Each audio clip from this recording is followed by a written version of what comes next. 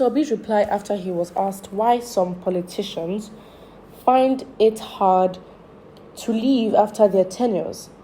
The presidential candidate of the Labour Party, Peter Obi, was addressing questions during an interactive session where he was asked a question regarding the issue of some politicians refusing to leave after serving their terms. He was asked to share his take on it as a former governor who once served a state.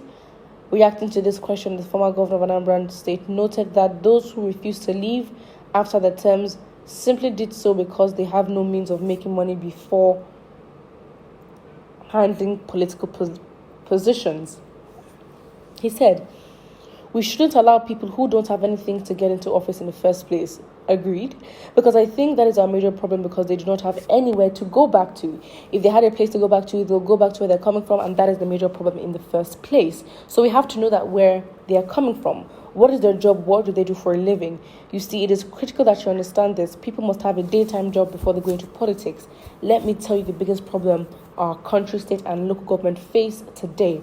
People who have never created anything are managing resources. A man who has never created wealth cannot manage wealth.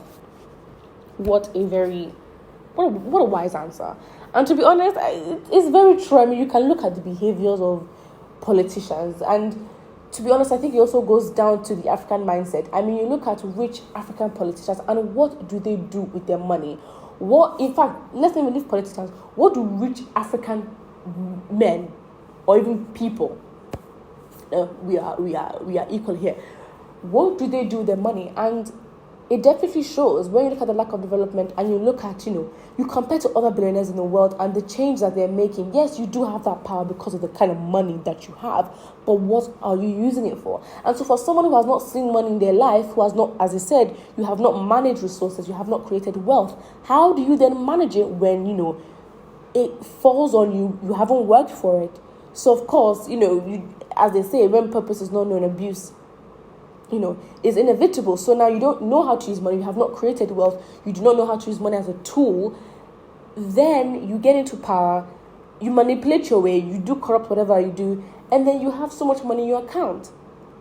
And so, again, it is basically their main source of livelihood. And so, being in power, being power hungry, that power getting into your head, and also what you're also getting from it, of course, is an addiction that would want to keep that individual there.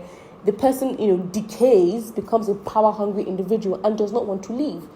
Because what will they go back to? And it's not like, if you had really smart individuals, yes, you can make businesses and do so much, but it's like, when it's time to go. And what is even more, if you take out, okay, fine, you need to have a daytime job, and you need to have something you're doing outside of politics that is, sustaining your life. You look at individuals like Tinubu and Atiku who have been in power. Well, Atiku in a different way, because since he's been in power, he's been trying to be president, and that's kind of desperation. It's a bit much. For someone, you can say, he's not suffering, he's well established. And then you also look at, for example, Tinubu, for example, who is entitled to believe that it is his turn to be president. And Tinubu is not someone you can say, is broke or poor. He has his own businesses, and to some, he's literally milking Lagos, dry. So these individuals, I don't know what money has done to their mindset or whatever they have access to, but it's very embarrassing, because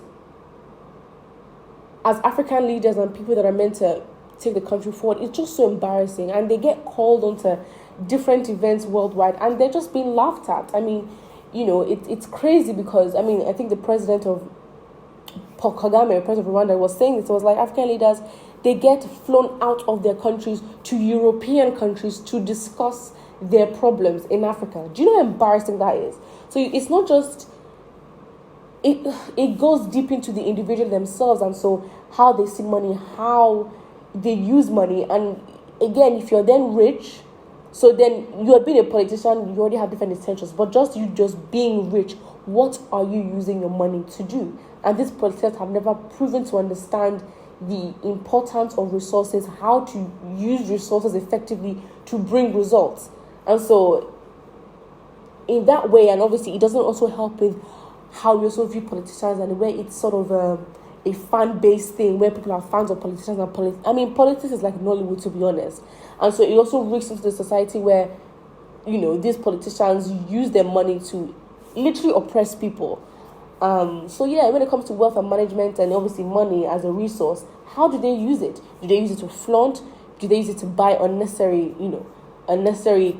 gadgets and properties and things to show off? Because then they also give an unrealistic, lifestyle to Nigerians who will think, oh my days, look at how these people are living. They use their money to oppress other Africans. So really, it goes deeper than just, these individuals are power hungry or they have nothing to do outside of, politics, which I totally agree with.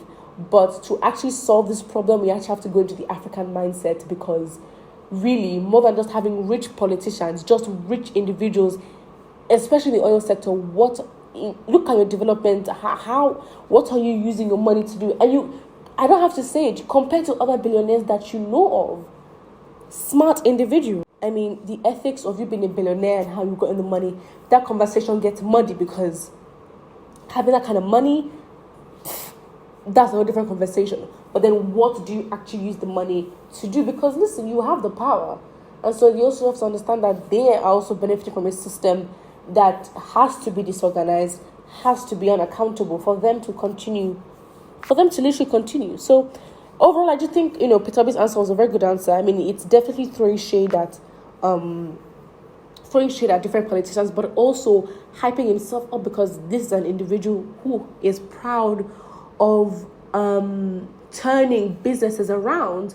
He used the analogy that Nigeria is a failed state, and in the same way, he's helped failed businesses, come up again.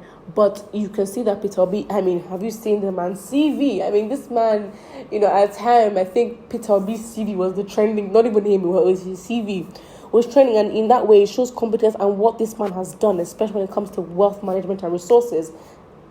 Especially on the topic of wealth management and resources, we have also seen a lot of people not supporting him because of that, and how he's also reserved funds. When he left office, about $150 million, or how much he left? He left money in there, and those that have worked with him know that they use the word stingy, but this man is literally being efficient. And so when you have people who are not even supporting him because of his mindset and the way he uses resources, then you definitely know that this individual knows what they're talking about.